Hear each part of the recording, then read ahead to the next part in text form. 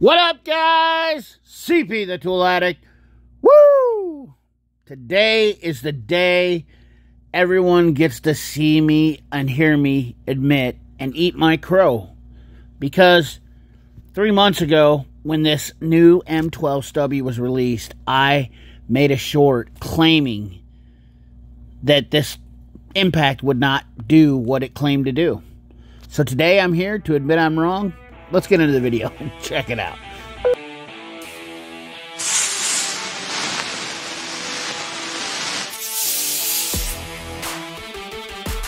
Welcome back, ladies and gentlemen. 2 months ago, I guess it was, approximately, I did a short and I talked about the new M12 stubby impact, which I said there was no way in tarnation it was going to make the 550 foot-pound claim. I had some guesses, and there were some really close guesses. This was the closest one that was made, was 378 foot-pounds, which I kind of thought was lofty back then, but lo and behold, we have some data now. We had some good conversations. Once again, Sergio has always been I guess we have pretty good conversations. That's probably why I reference him. But yeah, I said to be above 300 foot-pounds would be good. But here's a logical and respectful conversation that we have where you'll never see this with Milwaukee fanboys or the pipeline shills or all the, I can't stand the people who get all the Milwaukee tools and then they just brag them up. They're getting views. They get paid thousands of dollars for these views on these new tools, and they give basically baseless information. And everybody loves watching it. Makes no sense to me. But as me and Sergio were talking here, like I said, 300 foot-pounds above would be a pretty awesome improvement, which they definitely exceeded. And then, of course, once again, you have people who say they were tested to 600, and this is not uncommon in the comment section for this. But I always want to reference the people that are talking because we want to give factual information always. My goal is to be as open and honest and have good conversations that are realistic and not none of this phony hype that you see all over YouTube nowadays. I like to call it Peter Pan syndrome. Now, before we get into it, Milwaukee gave the claim of 550 foot-pounds, taking out the competition. Now, once again, here's my one problem with this, is that they're comparing this to an 18 and 20 volt. Regardless of them beating those, which is perfectly fine with me, it's a 12 volt category tool, which is where impact should live at, okay? I don't think anything over a 14.4 with the snap-on being the smallest or the highest, biggest voltage should be allowed to be in this category, and I don't know why people compare 18 volts and 20 volts, because honestly, if I want a compact tool, my DeWalt is a 12 volt, and that's what I'm looking for, the lightness, everything. But yet, we're still using 18 and 20 volt tools to compare, which blows my mind. I don't get that. Somebody might need to explain it to me in the comment box. I understand they're short tools, but they still carry a 20 volt battery, which has some weight to it, and they have some length to them. As you can see, even by the pictures, they stand a lot taller, prouder. And once again, here we go. This displays my weight. The 1.8 pound lighter, that is a huge improvement for me. That's what I'm looking for with a compact impact. And of course, they show the smaller battery in there, which later in the video, we're really going to dig into this. Faster application speed, check. That hits the box right there for me now.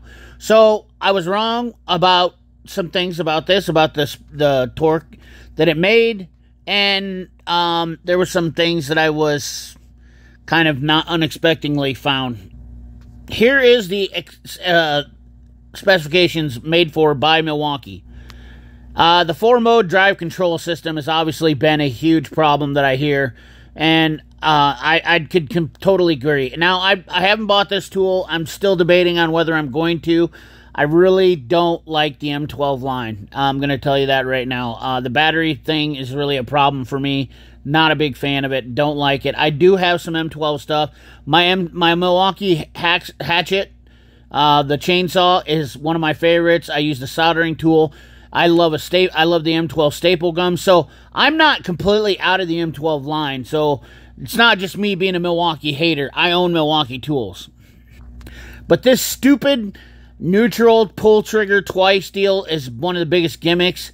on this deal, and I do like the fact that Torque Test Channel kind of myth-busted this and showed the reason why they did that, but it really takes away from the overall use of the tool.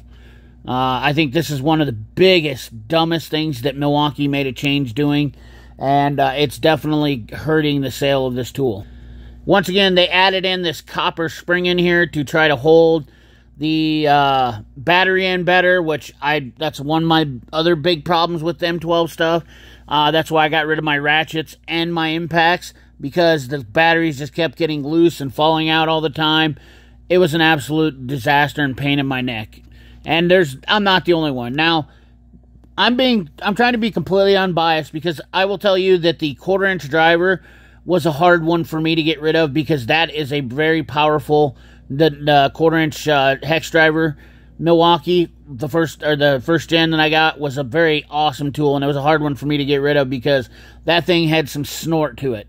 And I did like that tool. However, I don't like the way Milwaukee feels for me in my hand. I don't know why. It's just a preference, but the way it sets in there, it sets really deep in the back of my, in the pocket of my thumb, that I don't like it. But, you know, nonetheless, we have tons of people doing, you know, M12, stubby, talking about them, getting tons of views on these deals and talking just about how great Milwaukee is, but nobody ever talks about the problem. Of course, the biggest Milwaukee dick rider of them all, you know, he literally... You heard me right. 550 foot-pounds of breakaway torque, an absolute game changer and going to crush the competition. Well, Milwaukee, I don't think absolutely knocked this one out of the park. And of course, if you watch the Torque Test channel, you've already seen the numbers of 408 was the maximum one it did, but we have some problems. Yes, we have some very, very distinct issues with the 2563, and that is batteries. Boy, oh boy, oh boy, Milwaukee fanboys, pipeline shills, how come none of you found this distinct and very apparent problem of 260 to 305, 338, with even their 6.0 battery only made 340 foot-pounds or 335 foot-pounds, and yet the XC 5.0 is the only battery that works in this tool. How insane is this? Man, I'll tell you what, if I have a tool and it's making less than 75 foot-pounds of a different battery, I would notice that, I would think, if I was using that on a daily basis. But I'll tell you what, you can go through, and now I'm sure there's a bunch of these guys that are going to start backpedaling and deleting their videos, or, you know, whatever. And of course, I'm supposed to be like, treat these guys like they're my coworkers on YouTube and support them because they make mistakes. I make mistakes too, but they don't support me. So fuck them. That's all I got to say. I pardon my French. And Torque Test Channel doesn't like me using their findings as ammunition against these people, but the fact of the matter is, I like being honest. And I'm tired of the tool companies lying. I'm tired of YouTubers lying. I'm tired of everybody lying. So, you know what? If the shoe fits, I'm going to wear it. Now, if you think this was really significant data, here's the numbers on the IPM with the difference of the batteries. IPM being impacts per minute. 3,200 to 3,350 from the 5 amp hour. 2.5 amp hour, 2,850. Significant drop-offs. 6 amp hour of 28. The 2.5 amp hour battery actually made more torque, horsepower, whatever, than the 6 amp hour battery. The 1.5, this is really, really odd, I think, in my opinion. Like, this is what I don't want to see in a tool. And that tells me that there's definitely some real messy issues with this impact. And this is why I don't want to, I think I'm not going to get involved with this impact. Because I think over long term, we're going to start seeing some major failures with this impact. Because obviously, something is not right. Not only that, I don't like all the way they jammed things into this little impact. So under heavy use, I think it's going to be worse. You know, sometimes more is less is better, you know, that kind of scenario. I think we went the wrong direction. I mean, and the finding, I completely love using Torque Test Channel's numbers as a reference. No more than I would anybody use my videos as a reference, but man, these are some pretty significant differences, and not a single person that was promoting the M12 stubby said this. And they've had these, some of these guys have had these stubbies for up to 3 months and claim that they use these tools daily. Well, what do you got to say now? Now, the rank chart for the stubby was kind of interesting because it did get up there with air tools. And once again, I will say at the end of the day, that Astro Onyx is a hammer and a hell of a deal for the money. You're talking $110. The Aircat, $115. Over $200 for a tool that's going to require you to buy more batteries with it, and they have to be specific to that tool. So you're going to have to run XE 5.0s with that. You know, you just see, and they don't even have the new Matco Raptor in there, which I'm sure is going to be a real hammer, but it is going to be quite a bit more money. But, I mean, the Matco bested everything on there at 444 foot-pounds. Just the price caused it to be below. I can't stress this enough, guys. If you're wanting to save money and you're in a shop and you have air, or you have access to air, air tools are always going to continue to win, and I do love the Astro stubby. Of course, I have the IR 2112 Impact, and I am a big fan of that. It's light, it's compact.